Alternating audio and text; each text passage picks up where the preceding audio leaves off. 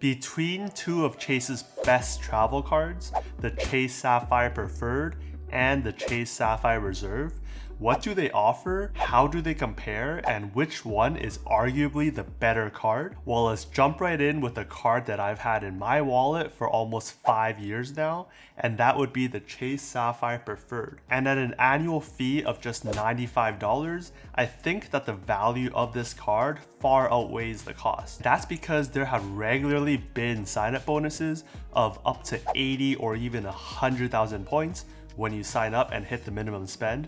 Not to mention some offers giving you first year free when applying within a physical branch. That means getting all the benefits of the card, including the massive sign-up bonuses, for free. But even during normal times like these, the card is still offering 60,000 points when you hit the $4,000 minimum spend in the first 3 months. Because Chase points can be redeemed for 1 cent a point for straight cashback, that's at least worth $600, which is more than 6 times the annual fee. However, the Preferred gives you an elevated 1.25 cents a point when you redeem for travel through the Chase Ultimate Rewards portal, essentially boosting the value you get from all the points on this card. The same elevated value can be applied to the pay yourself back categories too, which does change from time to time, but right now includes Airbnb. Now, not only does the Chase Sapphire Preferred give you a ton of points up front, it also gives you quite a bit of points when you're spending with the card too. And that's through the various categories it has elevated points on,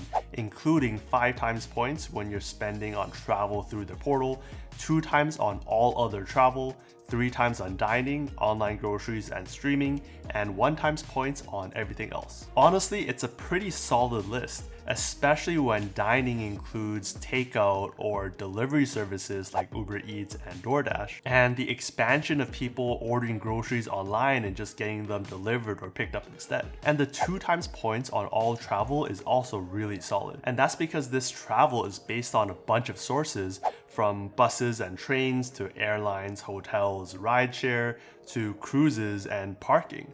Most of what you consider travel would be covered. But also remember, if you're using points through the portal, you're getting 25% more value of your points, which means your rates will go from 5 times up to 6.2, 3 times to 3.75, 2 times to 2.5, and 1 times to 1.25%. On top of all of that, you'll also get a 10% anniversary point bonus at the end of each year. So if you're spending $25,000 a year, you'll get 2,500 more points at the end of the year. It's not much, but it's a little something extra. Now, a lot of cards nowadays have credits to try and justify or offset the cost of the card.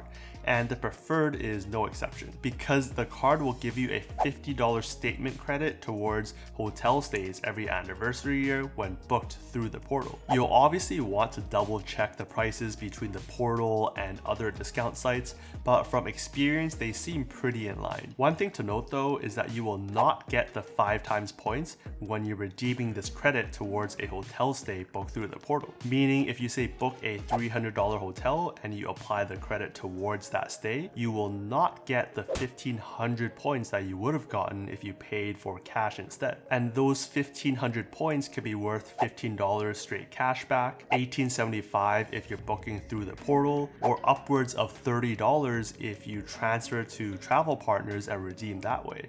But more on that later. Because before that, we should talk about the Chase Sapphire Reserve and see what it has to offer to compete. Starting with the one major negative of the card, which is the $550 a year annual fee, meaning the card must have a lot to try and justify the fee, which it kind of does with this $300 travel credit you get every year that's automatically applied to any travel charges you have on your card. So unlike the Preferred, where the $50 credit is only for hotels booked through the portal, this is for any type of travel and includes all the categories mentioned earlier, making it much easier to use. And honestly, for most people, you can probably value this at the full $300, which would mean you're bringing the annual fee down from a $550 to an effective $250. Then anyone who gets this card and spends the $4,000 over the first 3 months for minimum spend, you'll also get a 60,000 point bonus similar to that on the preferred. But unlike the preferred, the reserve doesn't usually have higher sign-up bonuses like 80 or 100,000 points. When the card first came out,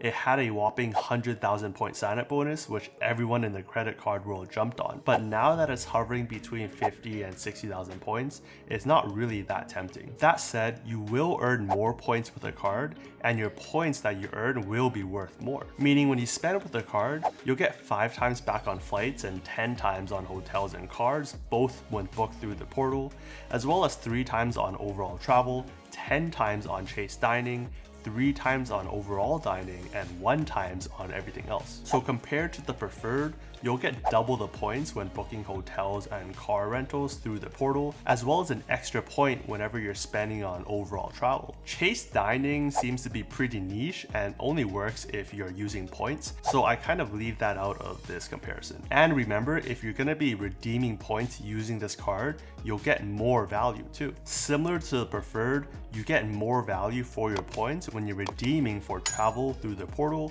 or pay yourself back categories, but instead you'll get a higher 1.5 cent a point value using this card. And when it comes to pay yourself back categories, the reserve right now includes not only Airbnb, but also dining, which should come in a lot more useful. And that means all the earning you have on this card is even higher, with 10 times turning to 15, 5 times turning to 7.5%, 3 times turning to 4.5%, and 1 times turning to 1.5% in value. Now that's a couple overviews of the main features of the card, but if we look a bit deeper, there are a few other major comparisons to determine if the card is right for your lifestyle. And a major difference is in the point values, depending on how you look at it. Let's take the sign-up bonus for example, since they both offer 60,000 points for the same minimum spend right now. 60,000 points when redeemed for straight cashback is worth $600, so the same on both cards. But if you redeem for travel through the portal or pay yourself back, that's where it differs, because on the Chase Sapphire Reserve, you'll get $900 in value, whereas on the preferred, it's only $750 in value. And remember, this goes for all the category earnings too, which I've put in this handy chart showing the before and after values given the 1.25 and 1.5 cents a point elevated values. Meaning, say you spend $2,000 a year on hotels and car rentals.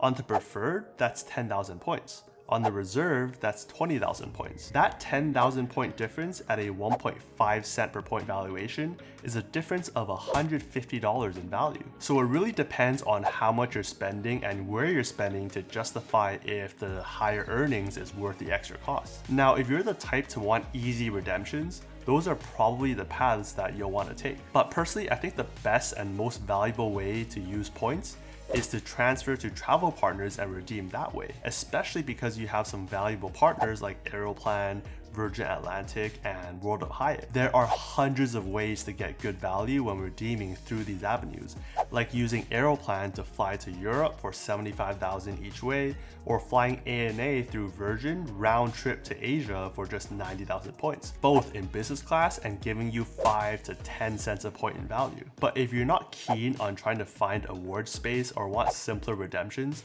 then World of Hyatt will let you redeem for hotels at sometimes 3 or even 4 cents a point. Again, with so many different ways of redeeming points through partners, it's not easy to put a certain value on these points, but I personally give it an average of about 2 cents a point. But if you do plan on using your points this way, then it doesn't matter which card you have, because both Sapphire cards will allow you to transfer points to these partners at the same rate. So then it's purely based on which card will give you more points. If you usually spend a lot in those higher multiple categories on the reserve, then maybe that card is better for you. But if the preferred brings back 80 or 100,000 point sign-up bonuses or first year free offers, then that card is likely the better choice. Okay, so points aside, the two cards have more differences when it comes to travel and purchase protections. Both cards have most, if not all, of your major protections for trips, baggage, emergencies, and purchase protection or extended warranties. I'll have links down below for all the fine print details, but here are a few that are worth the call out. With so many issues nowadays about baggage, this one's important. On the preferred, you'll be reimbursed up up to $100 a day for up to 5 days if your bags are delayed for more than 6 hours. But on the Reserve, if your bags are lost, you can recover up to $3,000 a passenger. Then with trips themselves being delayed, the reimbursement of up to $500 a ticket only happens after 12 hours on the Preferred, whereas it's a shorter 6 hours on the Reserve. The Preferred also only has emergency assistance with no monetary coverage, while the Reserve covers up to $100,000 for their services. There's a higher per claim limit of $10,000 on the Reserve instead of $500 under Preferred for purchase protection, as well as only the Reserve having return protection of $500 an item up to $1,000 a year if the store won't take an item back within 90 days, which is actually the shopping perk I use most because it makes shopping so much easier, especially at sites like Lululemon where their May Too Much sale is always final sale. Those are some significant differences between the two cards on protections, but it's really up to you whether or not those extras are worth the extra cost on the Reserve or if you would even use them in the first place. But we're not done yet. When it comes to partner benefits, you'll get double the points when spending on Lyft rides through March of 2025, as well as an extra $5 a month when it comes to DoorDash credit, with both cards having $10 GoPuff credit and Dash Pass subscriptions. So depending on how often you ride Lyft or if you regularly use DoorDash, then the Reserve might be better for you. Now you might ask, why can't you just get both cards or get one, cancel, and then get the other? Well, there are some rules around Chase Sapphire cards specifically, with the major one being you can only have one Sapphire card at a time per person, meaning you can still upgrade or downgrade cards to get to the card of your choice, but remember you won't get sign-up bonuses when you get the card that way. You'll also need to wait 48 months between getting sign-up bonuses for Sapphire cards, which means if you're like me and got the Chase Sapphire Preferred card like 4 years ago, it's only now that I can cancel or downgrade this card and then be eligible again for a new Sapphire card. Though I would suggest you not cancel the card and actually downgrade instead to a no annual fee Chase Freedom card so you won't lose the history you have on the card. Now, how do you know which card is right for you? Well, remember that the Preferred has an effective annual fee of about $45, so the original $90 minus the $50 hotel credit, whereas the Reserve has an effective annual fee of $250, the original $550 minus the $300 travel credit, meaning the overall difference is just around $200. So you have to ask yourself the following few questions. Will you be spending enough on the higher earning categories that the Reserve offers? Will you redeem your points through Chase directly or transfer to one of Chase's travel partners? Are the better travel and purchase protections on the Reserve worth your money? And will you use the higher partner benefits on the Reserve? If you will use those additional benefits and perks, then maybe the Reserve is right for you. That said, I still prefer the Chase Sapphire Preferred given its lower cost, sometimes even higher sign-up bonuses, and still have the ability to transfer to travel partners to redeem points that way, and instead get another card like the Capital One Venture X or American Express Platinum card to replace the premium card to get lounge access, other travel perks, elite status, and so much more. Thanks for watching, and I'll see you over in those videos.